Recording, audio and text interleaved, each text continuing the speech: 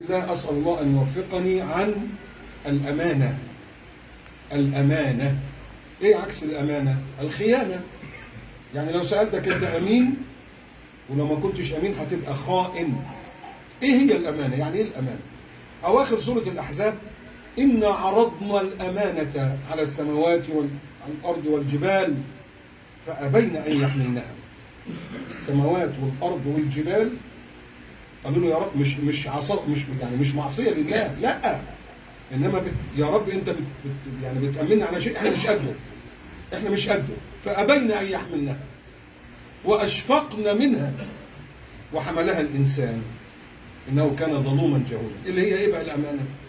ان احسنتم جوزيتم وان اسأتم عوقبتم. يا سما يا ارض يا جبال يا انسان، إن أحسنتم تعملوا خير تاخدوا ثواب تخشوا بيه الجنة. إن أحسنتم جوزيتم وإن أسأتم سيئات ومعاصي تاخدوا سيئات تخشوا بيها جهنم. السماء والأرض والجبال قالوا لا وحملها الإنسان. هي دي الأمانة، هذه الأمانة. ولذلك الله تبارك وتعالى في سورة النساء يقول: إن الله يأمركم، ما دام حملتها بقى، يأمركم أن تؤدوا الأمانات. أمانات الله، دي هي مش أمانة واحدة، أيوة أمانة واحدة بس بيتفرع منها بقى. إن الله يأمركم أن تؤدوا الأمانات إلى أهلها أي إلى أصحابها، وإذا حكمتم بين الناس أن تحكموا بالعدل، إن الله نعم ما يعظكم به إن الله كان عليما حكيما. فإذا الأمانة لأن عكسها الخيانة. سورة الأنفال: يا أيها الذين آمنوا لا تخونوا الله والرسول وتخونوا أماناتكم وأنتم تعلمون. حديث رواه الترمذي وأبو داود: أد الأمانة إلى من ائتمنك ولا تخن من خانك. إذن لابد من أداء الأمانة. مين قدوتنا بقى في الأمانة؟ لازم تكون لنا قدوة. سورة الأحزاب: لقد كان لكم في رسول الله صلى الله عليه وسلم أسوة حسنة، مش لأي حد، لمن كان يرجو الله واليوم الآخر وذكر الله كثيرا. فكان رسولنا عليه الصلاة والسلام حتى قبل البعثة مسمينه الصادق الذي لا يكذب، الأمين الذي لا يخون، لأن الله تبارك وتعالى قال في سورة الأنفال: وإما تخافن من قوم خيانة فانبذ إليهم على سواء إن الله لا يحب الخائنين. فرسولنا صلى الله عليه وسلم كان الصادق الأمين. ولذلك لما جاي هاجر وكان عنده أمانات الكفار، خلى سيدنا علي بن أبي طالب ينام مكانه علشان يؤدي هذه الأمانات عليه الصلاة والسلام. اللهم صل وسلم وبارك على سيدنا محمد يا رب. والأمانة طبعا لها فضل كبير في الإسلام. شوف في سورة النمل سيدنا سليمان بيقول إيه لما علم إن بلقيس جاية: أيكم يأتيني بعرشها قبل أن يأتوني مسلمين؟ قال: عفريت من الجن أنا آتيك به قبل أن يرتد إليك طرفك وإني عليه لقوي أمين. قوي لأنه هيشيل عرش بلقيس. الله، طب ممكن يشيله ويهرب بيه ياخده ويمشي؟ لا، أمين. ولذلك كانت ما شاء الله عليها مرأة ذكية اللي بقت مرات سيدنا موسى بعد كده. لما ملى لها المية وراحت لأبيها قال لها: طب ابعتي هاتيه أنا عشان أشكره. فجاءت إحداهما تمشي على استحياء. المهم راح لأبوها وكلمه. شوف البنت الذكية، قالت: يا أبت استأجره. مش بقى فرصة إن إحنا بنطلع بقى عشان إيه نملى المية كل يوم، ما يجي الرجالة يشتغلوا إحنا ستات. يا أبت استأجره إن خير من استأجرت القوي. قوي لأنه ملى المية، لأنه كان شايل الحاجتين وكان دخل. سيدنا موسى كان ما شاء الله قوي، مش ضرب الفرعوني بوكس موته. فيا أبت استأجره إن خير من استأجرت القوي الأمين. طب وانت يا بنتي عرفت ان هو امين منين؟ ده انت رحت تقولي له ان ابي يدعوك ليجزيك اجر ما سقيت لنا وجبتيه لغايه البيت. قالت له: يا بابا، ما هو انا لما رحت قلت له كده هو ما يعرفش البيت، فانا مشيت قدامه، يبقى هو هيبص عليها من ورا كده ممكن يجي شويه هواء يجسموا جسمها، الشيطان لا لا اختي الله يعزك، ارجعي ورا، ارجعي ورا وانا همشي قدامك. لما تحبي اخش يمين خدي معاكي طوب في ايدك، ارمي لي الطوبه يمين كده يعني خش الشارع اليمين، ارمي لي الطوبه شمال كده يعني خش الشارع الشمال. فكان امين على عورتها. فسبحان الله قالت استاجروا فان خير من استاجر القوي الامين. سبحان الله. والحمد لله رب العالمين، الصحابه والتابعون من بعدهم يعني تربوا على هذه الامانه. بس ايه هي بقى الامانه؟ يعني ايه؟ احنا قلنا في سوره النساء ان الله يامركم ان تؤدوا الامانات الى اهلها. عد معايا الاربعه دول. عشان احنا متخيلين ان الامانه دي ايه؟ ان انا بقول لك ايه، خلي معاك الساعه دي بس عبال ما اتوضى واجي، هات الساعه، انا قد اديت الامانه. ايوه يا سيدي، بس دي حته من الامانه. ازاي؟ عد معايا الاربعه. في امانه بينك وبين الله، وفي امانه بينك وبين نفسك، وفي امانه بينك وبين الناس، وفي امانه بينك وبين رزق الله ليك. الوقت محدود جدا فمعلش انا همشي بسرعه قوي قوي بدون ادله. امانه بينك وبين الله. ايه الامانه اللي بينك وبين الله؟ الفرائض، الكفارات اليمين،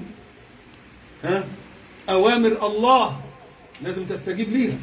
سوره الجاثيه ثم جعلناك على شريعه من الامر فاتبعها ولا تتبع اهواء الذين لا يعلمون. يبقى بتنفذ اوامر الله وامين عليها. يعني احنا دلوقتي في صلاه الجمعه اهو امناء على صلاه الجمعه. كأن الصلوات دي كأنها يعني شيكات، وبيجي ميعاد الشيك صلاه الجمعه دي يا رب انا صليت الجمعه، العصر جاي كمان شويه انا صليت العصر. فبتؤدي الامانه الى الله عز وجل في شرائع الله، في دين الله. حلفت يمين وعايز تكفر عنه، يبقى من حلف على يمين فرأى غيرها خيرا منها فليأتي الذي هو خير وليكفر عن يمينه. حديث صحيح مسلم. يبقى لازم ده في رقبتك امانه تأديها. طيب الامانه الثانيه ايه؟ امانه بينك وبين نفسك. ايه نفسك دي؟ انا كده اهو. ايه انت عباره عن ايه؟ عباره عن مخ في دماغك ربنا فضلك بيه عن الحيوانات، وادي ايد، عين، بق، رجل، معده. لازم تكون امين على هذه الامانات اللي ربنا ائتمنك عليها. دي امانات عندك، امانات. طب يبقى ربنا فضلك عن الحيوان بالمخ وبالعقل. هو الفرق بينك وبين اي حيوان ايه؟ ايه يعني انت فاكر نفسك ايه؟ الاسد اقوى منك، ده لو ضربك بايده كده يموتك. الفيل يفعصك بزلمته. لكن انت بتتميز عن كل دول بالعقل. يعني الفيل ده عشان تصطاده بتعمل له حفره وتغطيه يقع فيه. الاسد كده برضه ما فيش مخ، لكن انت اللي عندك عقل. بالله عليك الله يديك عقل ويأتمنك على عقل تضيع عقلك تروح تشرب خمره وتشرب مخدرات، يبقى انت زي الحمار، بل الحمار افضل منك. اولئك كالانعام بل هم اضل، لان الحمار بيؤدي وظيفته. انت اديت وظيفه العقل، يتفكرون، يعقلون، يتدبرون. استخدمت عقلك كده ولا ضيعته؟ ضيعته بخمره، ضيعته بحشيش. طب الله اعطيك رئتين ياخدوا اكسجين ويطلعوا ثاني اكسيد الكربون وبخار ميه، تدخل فيهم دخان وتشرب فيهم هباب سجاير قرف. حد يحط في الرئتين قرف؟ والله لسه دكتور الله يكرمه يا رب حبيبي والله يقول لي والله يا شيخ وجدي انا كنت اللي فاتني بس اصورها لك، كان نفسي هو بالشأن دكتور تخدير فبيخبر المريض يعني عشان يقولوا له انا عملت. يقول لي والله فتحنا الرئتين الله لا يريك، الله لا يريك ولا يحكم عليك تشوف الهباب والقرف اللي جوه الرئتين. ليه كده؟ هي دي الامانه؟ دي امانه الرئتين؟ امانه العين؟ قل للمؤمنين يغضوا من ابصارهم سوره النور. امانه الايد بتكتب ايه؟ بتكتب بايدك دي ايه؟ التقرير اللي بتكتبه عشان تضيع واحد ولا تدخله السجن بالباطل. انت بتعمل بيها ايه؟ بتسقف بيه كده؟ بتسقف لمين؟ هي دي امانه؟ انت كده اديت الامانه، انت خاين. دي خيانه مش امانه. فلازم تحافظ على جسمك وعلى نفسك. امانه مع الغير. مع مين الغير دول؟ الغير مين دول؟ يعني ايه بقى دول؟ الناس يعني ايه دول؟ مين؟ واحد ابويا وامي، يبقى بر الوالدين سواء احياء او اموات، ما عنديش وقت بشرح بالتفصيل. اثنين، قرايب ابويا وامي، صله الرحم. يبقى انت بتبر الوالدين وبتصل الرحم بتاعهم، يبقى انت امين. ما بتبرش الوالدين وقاطع رحم، يبقى انت خاين. تاني، مين اللي جارك؟ ده جاري ساكن جنبي، اديت حقه. والجار ذي القربى والجار الجنب، يعني اللي قريب او البعيد، او الجار المسلم او الجار غير مسلم. والصاحب بالجنب، لو انت راكب طياره ولا راكب باص ولا بتتعلم يعني، واحد قاعد جنبك يعني. الغير دول مين؟ الغير تاني، امانات. امانات، واحد على طول يعني احتاجك في شيء وانت تقدر تديهوله. المؤمن للمؤمن كالبنيان يشد بعضه بعضا وشبك بين اصابعه، في البخاري ومسلم. يبقى مع الناس، شوف بقى الناس دول مين بقى؟ واحد محتاج مساعده، واحد كذا، واحد كذا، واحد كذا. امانه مع الله، امانه مع النفس، امانه مع الناس. طب انت لو بتشتغل صنايعي، هل انت امين؟ يعني عملت شغلك ده بامانه؟ انا ما اعرفش انت حطيت الجبس مع الاسمنت مع مش عارف مع الميه، دي فعلا دي اللي كانت مظبوطه، ولا بعد شهرين ثلاثه هتنفس وهتسرب؟ اتق الله، خلي عندك دين. الامانه هنا المهنه بتاعتك. طب انت خلعت حاجات من البيت، من حقي واخدها ليه؟ حتى لو مستعمله انا ابيعها واكسب فيها، اعوض نفسي مثلا. يبقى المهنه او الحرفه او الوظيفه بتاعتك تأدي وظيفتك. طيب ائتمنتني على سر،